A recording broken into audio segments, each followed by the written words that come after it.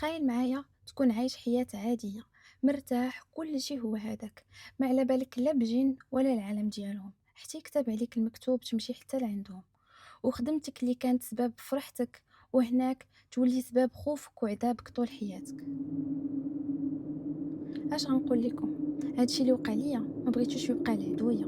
سميتي يوسف، وكنت كنخدم في واحد الشركه ديال العقار. واحد النهار كلفوني نمشي نشوف واحد الدار قديمه بزاف على اساس يريبوها ويطلعوا بلاصتها موبل. وانا تما خاصني نشوف الاوضاع ياك ما كاين شي متشردين اللي استغلوا البيت المهجور وسكنوا فيه بالتخبيه. غير ساليت الخدمه ديالي في البيرو، مشيت في العشيه تقريبا مع الوقفه ديال المغرب. الشانطي كان خاوي، غير انا والظل ديالي. الدار كانت كبيره بزاف، من الفيلات القدام، سقفها عالي والحجر ديالها قديم. غير وقفت قدام الباب حسيت ببرودة ضرباتني وخا كان الحال سخون.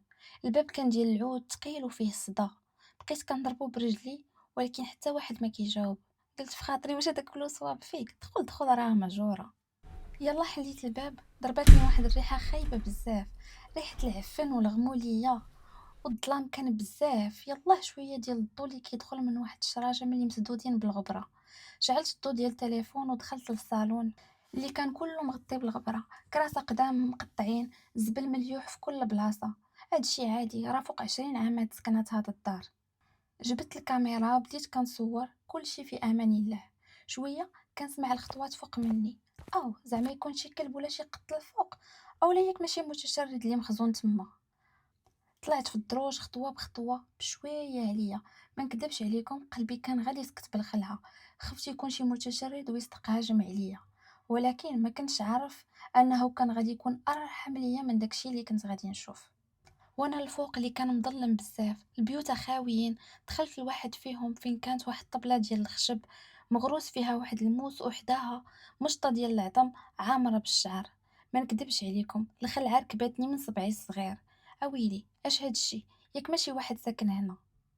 الخلعه تزادت من بعد ما بديت كنسمع التقرقيب والهمس ورا ودنيا. بغيت نهرب ولكن ما قدرتش، ما قادرش حتى نوقف. رجليا ما بقاوش قادرين يهزوني. حاولت ندور وجهي بشويه ونشوف ورايا ولكن ما كان حتى واحد.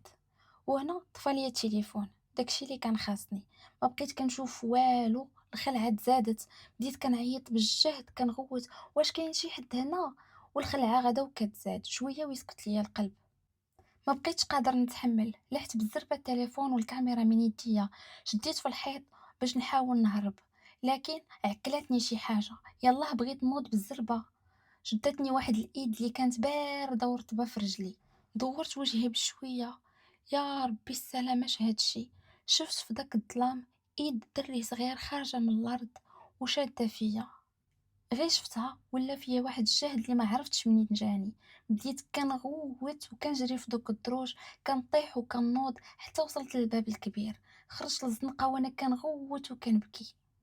جريت وبكيت، غوت، طحت ونط، ما وقفت حتى بعدت على ديك الدار بكيلومترات، حتى ما طونوبيلتي خليتها تما. وليت كنبان في الزنقه بحال شي حمق.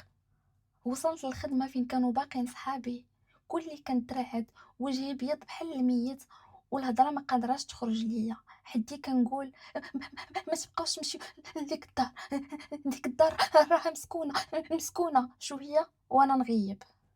عيطوا الدراري الإسعاف اللي كانوا مصدومين من الحالة اللي وصلت ليها. يومين وانا في العناية المركزة. فاش حليت عينيا عاودت ليهم على داكشي اللي طرا ليا. كاين اللي تيق وكاين اللي قال لي راه واقيلا غير كتخيل. اودي راه غير انا وسيدي ربي اللي عارفين شنو كاين في ديك الدار. من داك النهار ما كنقدرش ندوز من حدا شي دار قديمة، ما كنقدرش نكون بوحدي في الظلام. وكل ليلة كنحس بالبرودة ديال ديك اليد الصغيرة اللي كانت شادة ليا في رجلي. كان هذا هو الاخر ديال القصه ديال يوسف اللي بقى فيا صراحه بزاف. الله ينجينا وينجيكم من شر الجن والانس.